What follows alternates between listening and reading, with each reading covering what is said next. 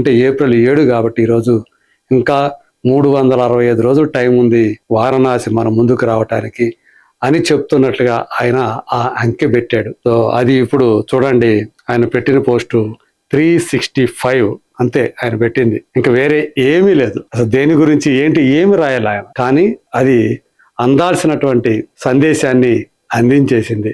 ఎంతగా అందించిందంటే మనం చూస్తే ఏకంగా 335.8K వ్యూస్ ఉన్నాయి ఎట్ ప్రజెంట్. ఆయన పెట్టింది మార్నింగ్ 5:55కి పెట్టాడు ఈరోజు. సో దాన్ని బట్టి మనం చూడండి, అంటే వారణాసి అనే పేరు పెట్టకుండా ఇంకా 365 రోజులు టైం అని చెప్పకుండా కేవలం ఒక అంకె పెట్టడం ద్వారా ఎంత ఎఫెక్టివ్గా దానిని జనంలోకి తీసుకెళ్లొచ్చో కూడా ఎంఎం కీరవాణి గారు నిరూపించారు. మరి దానికి ఎస్ఎస్ కార్తికేయ అంటే రాజమౌళి, రమా రాజమౌళి గారి పుత్రుడు, ఆయన ఏం పెట్టాడు, రెస్పాండ్ అయ్యాడు చూడండి. అది సరే, సాంగ్ ఎప్పుడు డెలివరీ చేస్తావు అని ఆయన అడిగాడు.